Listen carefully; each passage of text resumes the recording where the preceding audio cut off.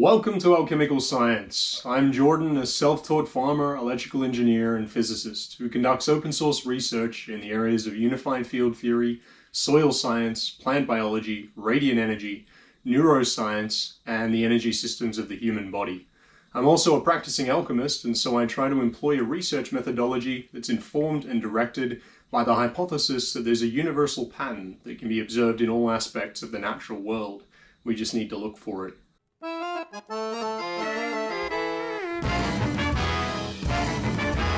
So in today's video, we'll be giving a brief overview of the modern history of real laboratory alchemy.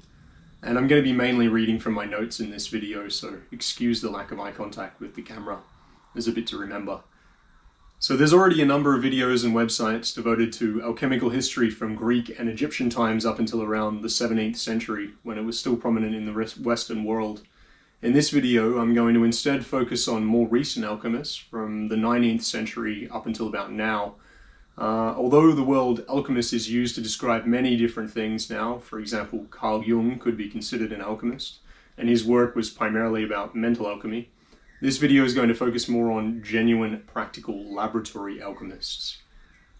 So because in the 17th and 18th century many charlatans were popping up, claiming to be able to turn lead into gold and conning kings and rich men out of their money, and as an aside, because it was believed that genuine alchemists posed a threat to the national economy, discussion of alchemy was banned in educational institutions, including the Royal Society of France.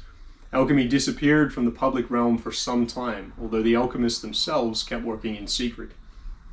These things, together with the fact that alchemy was viewed with general suspicion by the church and the general public, and that it got replaced in education by chemistry, where Robert Bois released his famous work, this meant that alchemy disappeared completely from the discussion for many years, and most people believed it to just be an esoteric precursor to modern chemistry. And it kind of is. Certainly all important discoveries in chemistry for a few thousand years before it was called chemistry were by alchemists. But it is also a completely different science. It isn't so compartmentalized as chemistry, and like unified physics, its ideology encompasses the universal system as a whole, rather than just believing that a glass beaker can stop all interactions between a substance and the world outside it. The alchemists were, and still are, the philosopher-scientists, and aside from being the term for a philosophical chemist, the term can also be used to describe even the likes of Nikola Tesla or Elon Musk, who mold and combine physical elements in an alchemical fashion, truly observing and understanding how they energetically interact. But coming back to talk about modern laboratory alchemists, they started to become more public again much more recently with the rise of the American branch of the Rosicrucians. The Rosicrucian secret societies still had kept alchemy as a curriculum all through its bans in Europe and the US. The other branch of alchemists that popped up again were the philosophers of nature in France, founded by Jean de Bois. It makes sense that alchemy eventually made a comeback in France, as it was a university subject before the ban. He wrote a whole series of books on practical laboratory alchemy, including a treatise with step-by-step instructions on how to craft the fabled philosopher's stone. Old alchemical texts were classically encrypted with symbols and that all alchemists knew, but the philosophers of nature manuals were quite clear and easy to read, and they're still out there on the internet, although they're a little hard to find sometimes. But the branch I really want to talk about today are the American Rosicrucians. They were running courses in practical laboratory alchemy in the US in the 60s, and a German man named Albert Riddell attended. So he became perhaps the most famous modern alchemist, and he wrote the incredible book, The Alchemist's Handbook. He went on to run classes in laboratory alchemy from a teaching lab on his private ranch, which was called Paracelsus College. Students would attend classes on plant, animal, and mineral alchemy over a 7-year span, staying at the ranch for several weeks a year to be taught personally by Albert, or Frater Albertus, as he later became known. There's only one short recording of Frater Albertus speaking to students of a university online, and none of his coursework material is available anymore. But several branches of Paracelsus College popped up in other countries, including Australia, and he also started a commercial branch of the alchemical enterprise called Paracelsus Research Labs. The head chemist he employed at his Paracelsus labs was none other than Robert Allen Bartlett, who's my own teacher. He went through a full alchemical education with Frater Albertus and is also a conventionally qualified chemist. Unfortunately, after Frater Albertus died, Paralabs eventually closed and sold, and Robert laid low for a while, owning his skills as an alchemist while he worked as an analytical chemist for an antimony mine and several research laboratories. Later on, he began to teach courses on alchemy to the public, and he released an online course and also several books that contain a ton of genuine analytical data on historically correct alchemical experiments. So how I got into alchemy was actually when I read about Frater Albertus and his antics in one of Israel Regardie's books. So I was just considering going through the Hermetic Order of the Golden Dawn material that he'd written when he mentioned in the introduction, and I'm paraphrasing here, but finding out about Frater Albertus and his teachings of real practical alchemy made my years of magic practice feel like a sterile head trip. So unfortunately, Regardie was poisoned by mercury fumes while he was trying to make the Philosopher's Stone, and he later died from it, so it didn't work out so well for him. But regardless, I was very intrigued, and I ended up finding Frater Albertus's book, The Alchemist's Handbook, online. When I began to read it, I stayed up all night and I didn't put it down. It truly is a fascinating read. It goes through the process of splitting all things, plant, animal, or mineral, even water, down into what the alchemists call the three essentials, the sulfur, mercury, and salt, or the Sol, Luna, and Mercury, or any of the other number of esoteric names the alchemists gave these three fundamental elemental categories in the past, and they're numerous. The processes he gives are actually practical and they really do work, so the book's really worth a read. And after reading his book a couple of times, I jumped online to see if there were any surviving remnants of Paracelsus College remaining, and that's where I found Robert Allen Bartlett.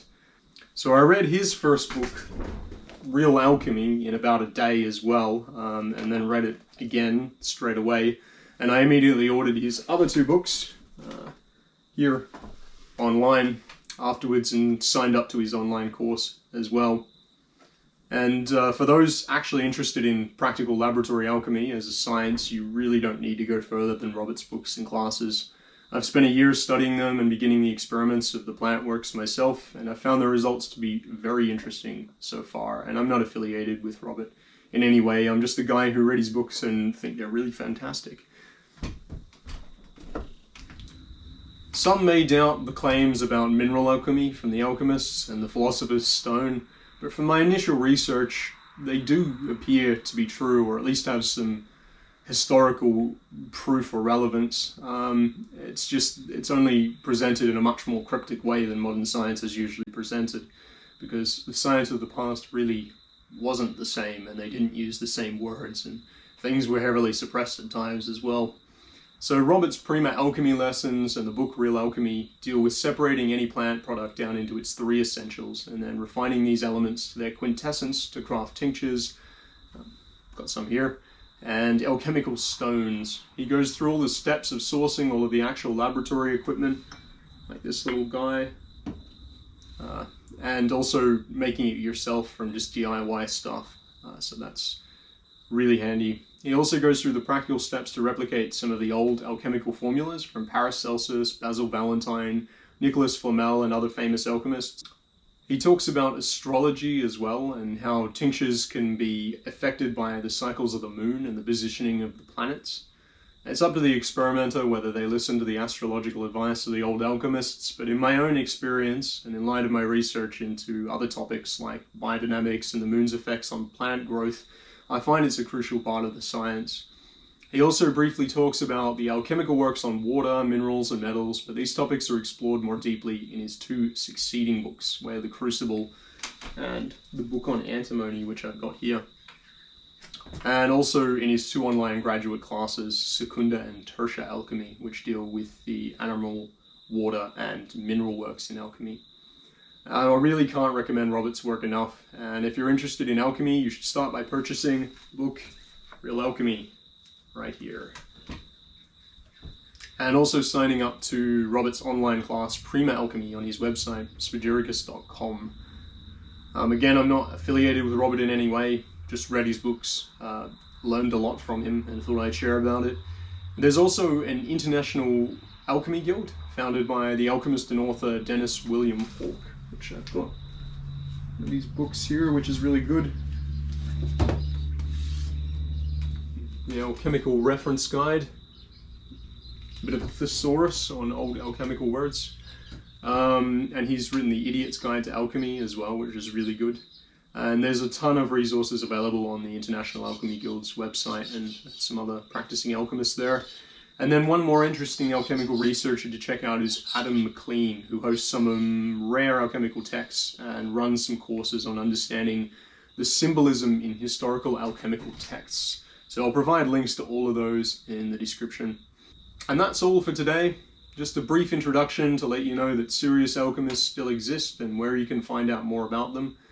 And I'll be doing more videos on alchemy in the future, so if you're interested in the topic, like and subscribe. Thanks for watching.